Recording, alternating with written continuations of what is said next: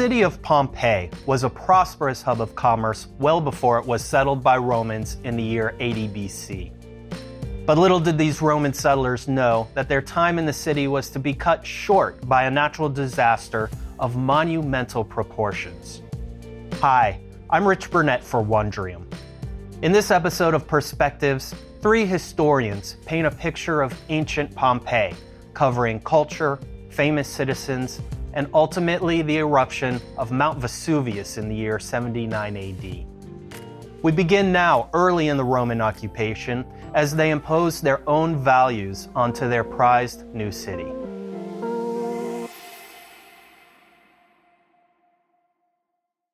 Pompeii becomes a Roman colony under the dictator Sulla, founded in 80 BC, with the patron of the colony being the dictator's nephew, Publius Sulla. And so he's paying particular attention to Pompeii and putting his own nephew in charge down here. And I think that gives you a sense of how important Pompeii was to this entire region. With the foundation of the Roman colony in 80 BC, we see the imposition of Roman urban and social forms on the city. And what we see down here are Roman constructions that are designed to reflect Roman cultural identity. And one of the places we're going to start to see that is in the House of the Faun, where we will see the salutatio ceremony. This is the morning greeting ceremony that takes place. The House of the Faun was a large house here in Pompeii. It's actually 2 houses built in the Samnite period that were put together in 80 BC, so that we have now one house that takes up an entire city block. You can see, I think, if you look at the facade of the House of the Faun, it's Samnite origins. We have those large blocks of kind of honey-colored stone that we saw in the House of Sallust, tall, 15-foot tall doorway flanked by Greek-style pilasters. This gives you a sense of the Samnite character, but it's all heavily renovated for the Romans. Now, the name of the House of the Faun comes from the inside. And I wanted to show you this Mars statue because what we have here is a copy of the statue of the Faun from the interior of the House of the Faun. As you enter the House of the Faun, the first main room is the atrium. This is standard in these Roman-style houses. And in the atrium, there's this little statuette of the Faun, and it faces the doorway. We've got it placed so you can see it as you would entering the house in antiquity. And it's a marvelous opportunity because you get this sense of what this is like. This faun really represents the integration of Greek culture into Roman domestic space, even at the very highest levels, because this was the house of the patron of the colony, Sulla, the nephew of the dictator. And this is the image that greets you when you walk in, is an image of Dionysiac Greek mythology, our faun. So the faun is something of a touchstone here.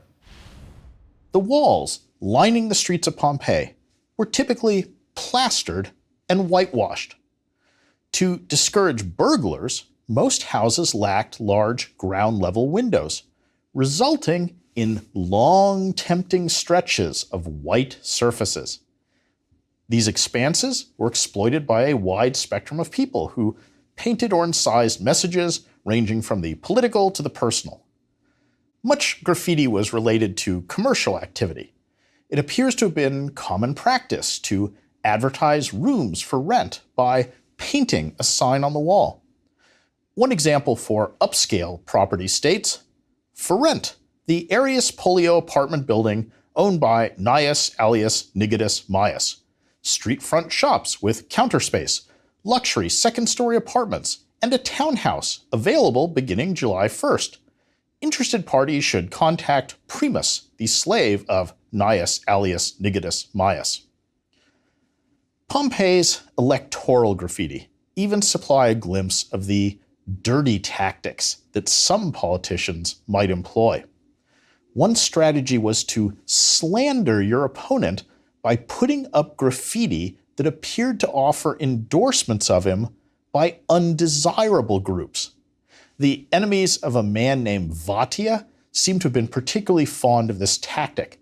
They painted a number of such notices, including, "The petty thieves ask you to elect Vatia's aedile," and The late sleepers ask you to elect Vadia's aedile. And also, all the drunkards ask you to elect Marcus Cyrenius Vatia aedile. Poppaea was born in about 31 and grew up in the Pompeii region in southern Italy. Pompeii was a beautiful, prosperous town overlooking the sparkling Bay of Naples with the smoking Mount Vesuvius in the background. The volcano wouldn't bury the town until 48 years later. When Poppaea grew up there, it was a perfect Roman town with about 11,000 people. It was prosperous and dotted with beautiful villas, as visitors to the ruins today can see. As soon as Poppaea became pregnant with Nero's child, the emperor divorced Octavia.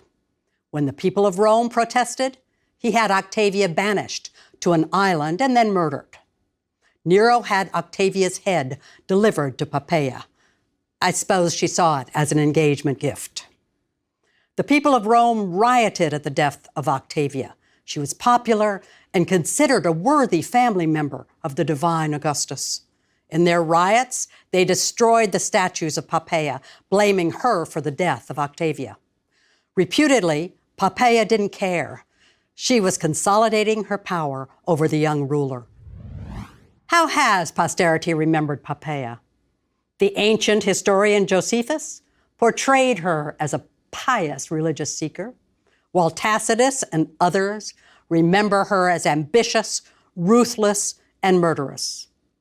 Modern portrayals in art and movies, from Quo Vadis to I, Claudius, and many others, emphasize her beauty, sexuality, and ruthlessness, as well as her abuse by the notorious emperor. At the end of the day, Poppaea expresses the life of many men and women at the heights of power of the Roman Empire. The best of them were lured into vice and murder by the huge power of the imperial title. The worst of them indulged their vices, but still, sometimes expressed their humanity. Few, however, had the long-standing influence of Poppaea, whose combination of spirituality and cruelty launched the murderous age of martyrs that extended from 64 to 313, when Emperor Constantine put a stop to the periodic persecutions. We know of her from several inscriptions. One of these was found on a large and imposing structure that was built right next to the central forum, surrounded by the city's temples and law courts. The inscription reads, Eumachia, a public priestess of the goddess Venus, the daughter of Lucius, had these courtyards, colonnades, and porticos constructed using her own money, and they are dedicated in her own name and that of her son, in honor of the goddesses Concord and Augustan piety. This is a remarkable inscription in that it identifies one of the most prominent public buildings in the entire city as having been paid for and built by a woman who furthermore was able to proudly state this fact in large letters carved right across its facade for all to see. Inside the building was found a statue of Eumachia herself, with an accompanying inscription indicating that it had been erected in her honor by the Guild of Fullers. This suggests that Eumachia was a successful and wealthy businesswoman who had amassed a fortune in the laundry trade, probably by owning several fulleries. Collectively, the inscriptions, the statue, and the building itself give testimony that in 1st century AD Pompeii, Eumachia was a respected, prosperous, and well-known member of the community.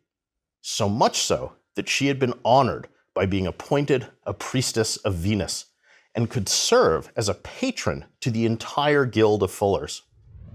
Now, here we are. It's the morning of August 24th, 79 AD, and Mount Vesuvius is where it's been for the last 23,000 years, dominating the plains around the Bay of Naples. It's about 6,000 feet tall, roughly cone-shaped, and sometime prior to midday on 79 AD, we don't know how long it occurred, but there was an enormous buildup of volcanic gas down at the base inside the mountain. Sometime about midday, that enormous buildup of volcanic gas ignited. And because of that ignition, the eruption begins with a massive explosion. Almost immediately, the top half of the mountain is pulverized. So picture first off about the top 3,000 feet of the mountain gone. It's pulverized into what's termed an eruptive column.